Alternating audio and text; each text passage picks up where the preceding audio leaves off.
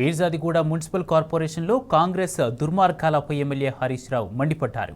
ఎలాగైనా సరే అవిశ్వాస తీర్మానం నెక్కాలని కాంగ్రెస్ నాయకులు బీఆర్ఎస్ మేయర్ జక్కా వెంకటరెడ్డి కార్పొరేటర్లను కిడ్నాప్ చేయడానికి ప్రయత్నిస్తున్నారని మండిపడ్డారు. ఔటర్ రింగ్ రోడ్డుపై 20 కార్లతో వారిని వెంబడిస్తూ భయభ్రాంతులకు గురిచేస్తున్నారని చెప్పారు. బీఆర్ఎస్ కార్పొరేటర్లపై జరుగుతున్న ఈ దాడిని పార్టీ తరఫున తీవ్రంగా ఖండిస్తున్నామన్నారు. డీజీపీ రాచకొండ పోలీసులు వెంటనే బీఆర్ఎస్ కార్పొరేటర్లకు భద్రత కల్పించాలని డిమాండ్ చేశారు.